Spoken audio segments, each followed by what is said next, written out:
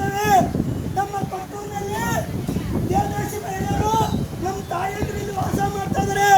30ರಿಂದ 40 ವರ್ಷ ವಾಸ ಮಾಡ್ತಾ ಇದ್ದಾರೆ. ಅವ್ರಿಗೆ ಪತ್ರ ಕೊಟ್ಟಿಲ್ಲ. ಅದಕ್ಕೆ ನಾವು ಹೇಳ್ತಾ ಇದ್ದೇವೆ, ನಿಮಗೆ ಒಂದು ಸಂಪತ್ತಾರು ಚಿಂತಿದ್ರೆ ಬಡವ್ರ ಮೇಲೆ ಕಾಳಜಿ ಇದ್ರೆ ಕೂಡಲೇ ನಮ್ಮ ಕೊಟ್ಟೂರು ತಾಲೂಕಿನ ಸಮಸ್ಯೆನ ಬಗೆಹರಿಸಬೇಕು. ಬಗೆಹರಿಸ್ತಾ ಹೋದ್ರೆ ನಾವು ಉಪವಾಸ ಸತ್ಯಾಗ್ರಹ ಕುದುರ್ತೇವೆ. ನೀವು ತಿಳ್ಕೊಂಡಿರ್ಬೋದು.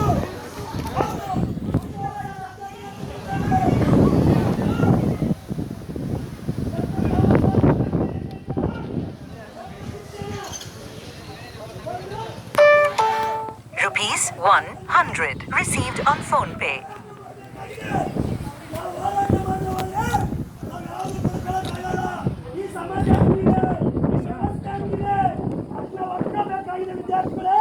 ಇವತ್ತು ನಾನು ಒಬ್ಬ ಪ್ರಾಣ ಕೊಟ್ಟರೇನು ಪಂಚಾಯತ್ ಮುಗಿಯೋಲ್ಲ. ನಿಮ್ಮಂತ ಬಡ ವಿದ್ಯಾರ್ಥಿಗಳಿಗೆ ಒಳ್ಳೇದಾಗಬೇಕಾಗಿದೆ. ಇವತ್ತು ನಾವು ಹೇಳ್ತಾ ಇದ್ದೇವೆ, ಇವತ್ತು ವಿದ್ಯಾರ್ಥಿಗಳು ಸಾಂಕೇತಿಕವಾಗಿ ಇವತ್ತು ಮನವಿಯನ್ನು ಕೊಟ್ಟು ಹೋಗ್ತಾ ಇದ್ದಾರೆ. ಆದರೆ ಇಲ್ಲಿನ ಜ್ವಲಂತ ಸಮಸ್ಯೆಗಳು ಬಗೆಹರಿಬೇಕಂತ ಅನಿರ್ದಿಷ್ಟ ಅವಧಿ ನಾವು ಕುದುರ್ತಾ ಇದ್ದೇವೆ. ನೀವು ಉಸ್ತುವಾರಿ ಸಚಿವರನ್ನ ಕರೆಸ್ಬೇಕು ಇಲ್ಲಿಗೆ, ಮತ್ತೆ MLA ಕರೆಸ್ಬೇಕು. ಕರೆಸಿದ್ರೆ ಮಾತ್ರ ನಾವು ಟೆಂಟಿನ ಕೀಳ್ತೇವೆ. ಇಲ್ಲ ಅಂದ್ರೆ ನಾವು ಟೆಂಟ್ ಯಾವುದೇ ಕಾರಣಕ್ಕೂ ಕೀಳಲ್ಲ. ಇದು ಎಷ್ಟು ದಿನ ಬೇಕಾಗಲಿ, 365 ದಿನ ಆದ್ರೂ ಪರವಾಗಿಲ್ಲ. ನಾವು ಟೆಂಟ್ ಇಲ್ಲೇ ಕುಂತ್ಕೊಂಡು ಇಲ್ಲೇ ಹಗಲು ರಾತ್ರಿ ಇಲ್ಲೇ ಅಡಿಗೆ ಮಾಡ್ಕೊಂಡು ಊಟ ಮಾಡಿ ಇಲ್ಲೇ ಮಲಗ್ತೇವೆ. ನೋಡೋಣ ಅದು ಏನ್ ಮಾಡ್ತೀರಂತ ನಾವು ಸರ್ಕಾರಕ್ಕೆ ಎಚ್ಚರಿಕೆ ಕೊಡ್ತಾ ಇದ್ದೇವೆ.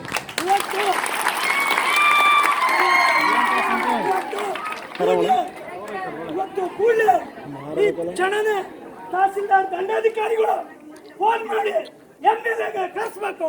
ಇಲ್ಲ ಅಂತ ಹೋದ್ರೆ ನಾವು ನಿಮ್ಮ ಮೇಲೆ ಕ್ರಮ ತಗೋಬೇಕಾಗ್ತದೆ. ಇಲ್ಲ ಅಂದ್ರೆ ನಾವು ಬೀಗ ಹಾಕ್ಬೇಕಾಗ್ತದೆ. ಯಾಕಂದ್ರೆ ನಾವು ಸಾಂಕೇತಿಕವಾಗಿ ಬಂದಿದ್ದೇವೆ. ಎಲ್ಲ ವಿದ್ಯಾರ್ಥಿಗಳನ್ನು ಸಮಾಧಾನದಿಂದ ಇದ್ದಾರೆ.